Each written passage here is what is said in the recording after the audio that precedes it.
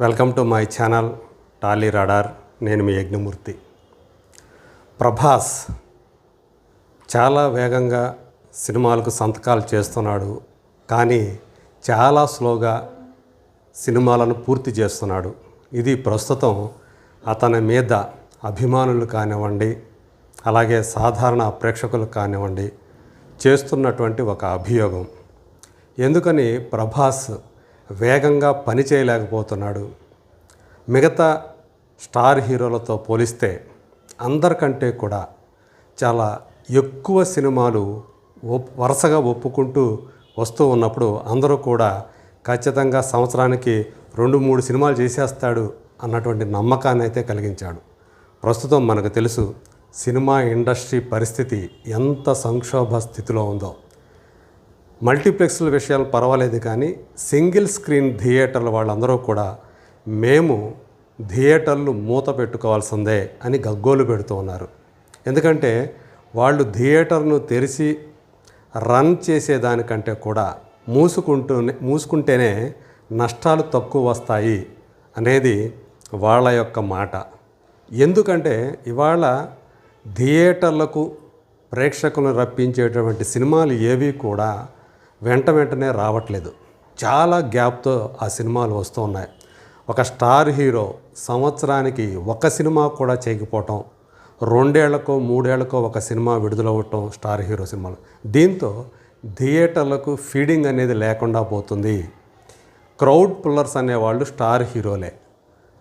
Star హీరోల సినిమాలు వచ్చినప్పుడే సింగిల్ స్క్రీన్ థియేటర్లు జనంతో సందడిగా కళకళలాడుతూ ఉంటాయనేది ఎన్టీ రామారావు గారి కాలం నుంచి మనం చూస్తూ వస్తున్నాం. అంతకుముందు కూడా ఉన్నాయనుకోండి, కానీ స్టార్ పవర్ ఎలా ఉంటుందనేది ఎన్టీ రామారావు గారు, అక్కినేని నాగేశ్వరరావు గారు, కృష్ణ, శోభనబాబు, కృష్ణరాజు, చిరంజీవి, బాలకృష్ణ, ఇంకా చెప్పాలంటే నాగార్జున, వెంకటేష్, వీళ్ళందరూ కూడా స్టార్ పవర్ ఏంటో మన తెలుగు సినిమాకు చూపించిన వాళ్ళు.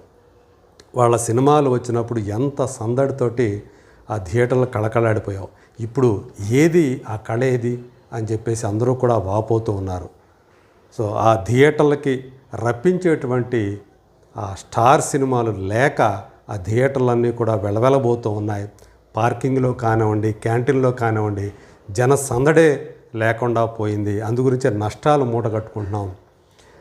కాకపోతే ఇప్పుడు మల్టీప్లెక్స్కి ఎలా అయితే పర్సంటేజ్ విధానంలో మీరు సినిమాలు ఇస్తున్నారో అదే తరహాలో మాకు ఆ పర్సంటేజ్ విధానంతో ఇస్తే తప్ప మేము బతకలేమని కూడా గగ్గోలు పెడుతున్నారు.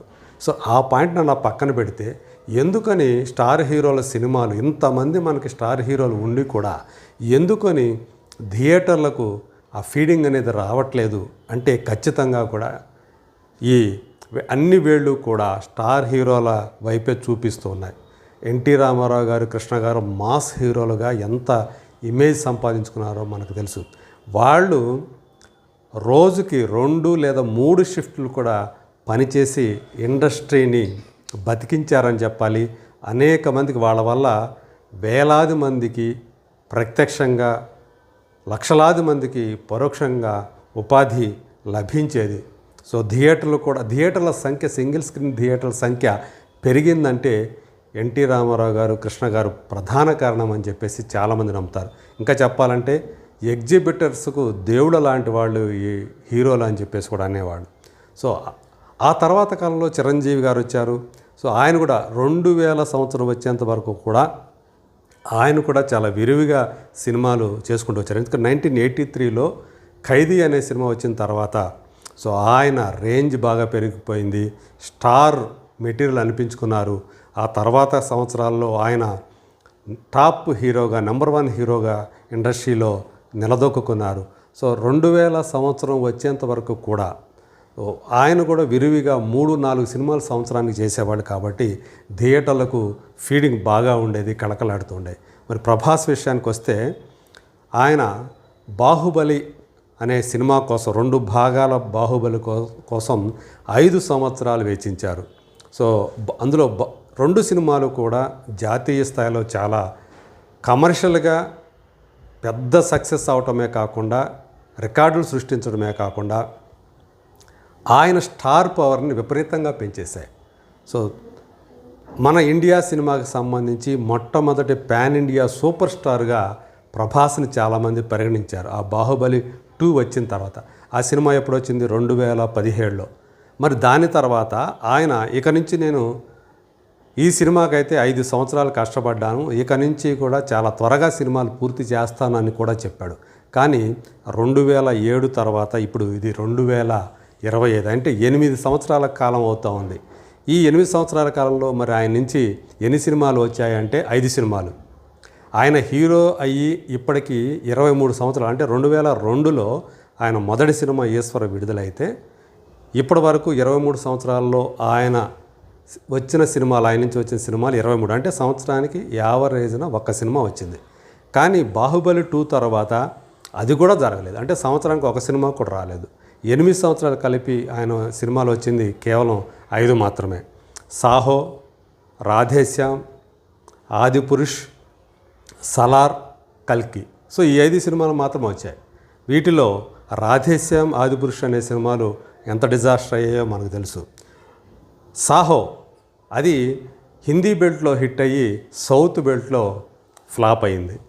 సో సలార్ కూడా చాలా చోట్ల బ్రేక్ ఈవెన్ అయ్యి మంచి లాభాలు తీసుకొస్తే కొన్ని చోట్ల ఆ బ్రేక్ ఈవెన్ కాలేదు.